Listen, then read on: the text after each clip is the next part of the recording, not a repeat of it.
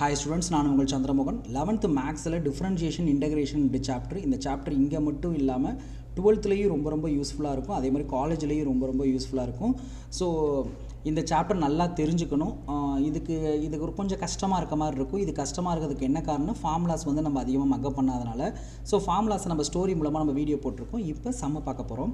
So first some என்ன கொடுத்துருக்கா, y = x³ + 5x² + 3x + 7.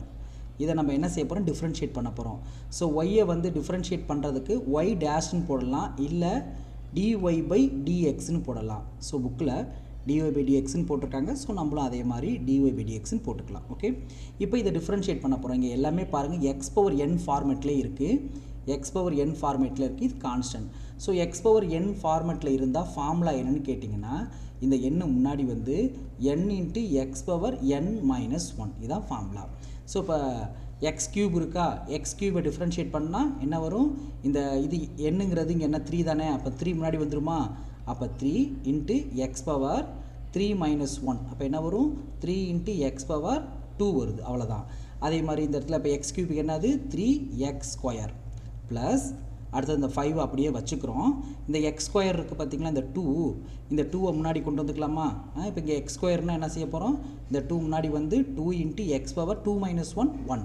So அப்போ x² பண்ணால் 2x ப்ளஸ் 3 அப்படியே வச்சுக்க போகிறோம். x பவரில் 1 இருந்துச்சுன்னா அதை டிஃப்ரென்ஷியேட் பண்ணோம்னா இங்கே என்ன நம்பர் இருக்கோ அதான் வரப்போகுது. செக் பண்ணி பார்க்கலாங்களா. இங்கே 3x இருக்குது, 3 அப்படியே வச்சுக்கிறோம். இங்கே பவரில் 1 இருக்கா, அப்போ இந்த 1 முன்னாடி வந்துடும். 1 × x⁴1 - 1 அப்போ 3 × 1 3 ஆறுதா, x⁴1 - 1 0. பவரில் 0 இருந்தாலே ஆன்சர் என்னது 1. ஸோ அப்போ ஆன்சர் 3. ஸோ அப்போ பவரில் 1 இருந்துச்சுன்னா அதுக்கு முன்னாடி என்ன நம்பர் இருக்கோ அதான் ஆன்சர். அப்போ 3x டிஃப்ரென்ஷியேட் பண்ணால் 3 ப்ளஸ் கான்ஸ்டன்ட் டிஃப்ரென்ஷியேட் பண்ணால் என்ன வரும், 0. ஸோ கான்ஸ்டன்ட் அது எப்படி வந்துச்சுன்னா, இங்கே எக்ஸ் பக்கத்தில் என்ன இருக்கதா, 1 இருக்கதா அர்த்தமா, எக்ஸு 1 இருக்கிறதுக்கு x⁴0ன்னு போட்டுக்கலாமா. இப்போ இதை டிஃப்ரென்ஷியேட் பண்ண போகிறோம். 7 அப்படியே வச்சுக்கிறோம். இந்த 0 முன்னாடி வருது. ஸோ அப்போ 0 × x⁴0 - 1. இப்போ 0வோட எதை மல்டிப்ளை பண்ணாலும் 0 தானே வரப்போகுது. ஸோ அப்போ கான்ஸ்டன்ட்டை டிஃப்ரென்ஷியேட் பண்ணால் ஆன்சர் என்ன வரும், 0 வரும். ஸோ இப்போ இதை ஃபைனலைஸ் பண்ணலாமா. 3x² ப்ளஸ் 5 × 2 10x + 3 அவ்வளோதான், முடிஞ்சிருச்சு. Next sum y = e⁴x plus sin x plus 2.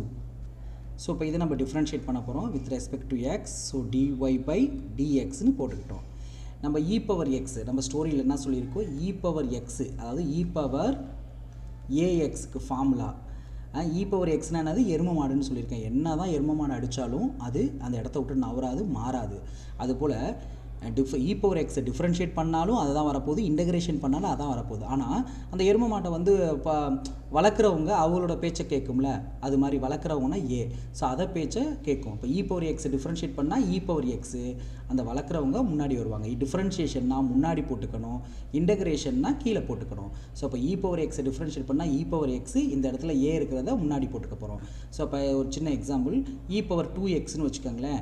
இதை டிஃப்ரென்ஷியேட் பண்ணால் e⁴2x டிஃப்ரென்ஷியேட் பண்ணால் e⁴2x. இங்கே நம்ம எக்ஸுக்கு முன்னாடி என்ன கோஎஃபிஷியன்ட் அது என்னதுக்கு முன்னாடி போட்டுக்கணும். அவ்வளோதான், முடிஞ்சு போச்சு. ஸோ இப்போ இந்த இடத்துல என்ன இருக்குது, கோஎஃபிஷியன்ட் 1ங்களா. ஸோ இப்போ e⁴x டிஃப்ரென்ஷியேட் பண்ணால் e⁴x தான். அந்த 1 முன்னாடி போட்டுக்கலாம். 1 முன்னாடி போட்டாலும் 1 போடலான்னு உள்ளதானே, அதனால் அப்படியே விட்டாச்சு. அடுத்தது sin x. நான் ஃபார்முலாவில் ஸ்டோரியில் சொல்லியிருக்கேன், sin x cos xன்னு 2 பேர் இருந்தாங்க. sin x வந்து cos x மேலே பாசமாக இருப்பான். பாசம்னா என்னது, ப்ளஸ்ஸு. அதே cos x sin x மேலே கொஞ்சம் பொறாமையாக இருப்பான். பொறாமனா மைனஸ் அப்படின்னு ஸ்டோரி சொல்லியிருக்காங்களா. ஸோ அப்போ sin x டிஃப்ரென்ஷியேட் பண்ணால் என்ன ஃபார்முலா, cos x.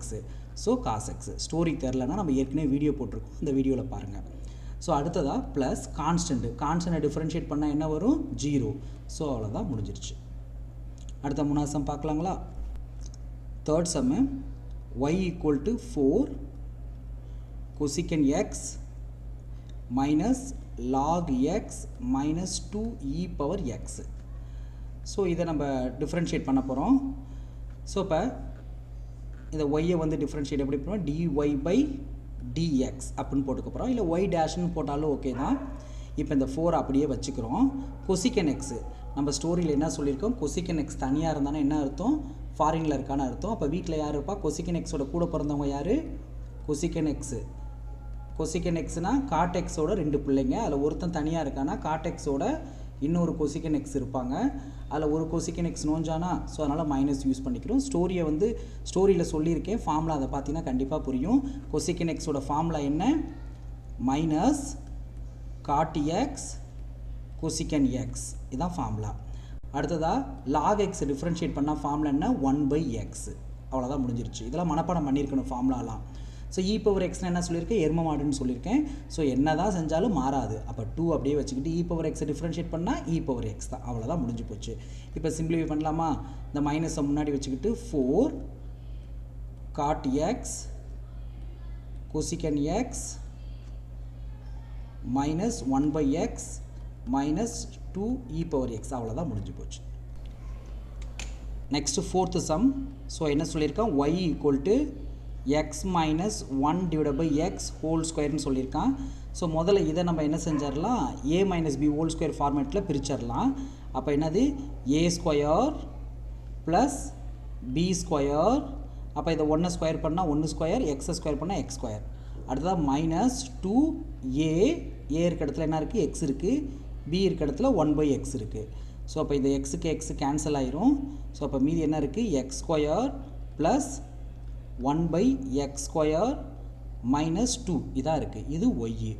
இப்போ இதை நம்ம டிஃப்ரென்ஷியேட் பண்ண போகிறோம். ஸோ அப்போ என்ன செய்ய போகிறோம், dy/dx equal to x square, x ஸ்கொயர்னால் எக்ஸ் பவர் என் ஃபார்மெட்டு. நம்ம ஃபார்முலானா எக்ஸ் பவர் என்னோட formula n into x power n minus 1. அப்போ இந்த 2 என்ன செஞ்சிடும், முன்னாடி வந்துடும். 2 இன்ட்டு எக்ஸ் பவர் 2 மைனஸ் 1 என்ன வரும், 1 வரும். அதாவது n into x power n minus 1 formula. So என்ன formula, x power n equal to n into x power n minus 1. So அந்த ஃபார்முலாவை யூஸ் பண்ணியிருக்கோம். ப்ளஸ் 1/x ஸ்கொயர் இருக்குது, இது எக்ஸ் பவர் n-க்கு ஃபார்முலா. டேரெக்டாக என்ன செய்யலாம், 1/x பவர் n-க்கு ஃபார்முலா இருக்குது. என்ன formula, minus n divide by x power n plus 1, இதுதான் ஃபார்முலா. அப்போ என்னது, இங்கே n எவ்வளோ, 2, n 2 தானே. அப்போ என்ன செய்யலாம், மேலே minus 2 divide by x power 2 plus 1 என்ன வரும், 3 வரும். அவ்வளோதான் முடிஞ்சிருச்சு. அடுத்து என்ன இருக்குது, மைனஸ் 2 இருக்குங்களா, மைனஸ் 2 வந்து கான்ஸ்டன்ட்டு. ஸோ கான்ஸ்டன்ட் டிஃப்ரென்ஷியேட் பண்ணால் என்ன வரும், 0 வரும். ஸோ அதனால் 0 போட்டுக்கிட்டோம், அவ்வளோதான் முடிஞ்சிருச்சு.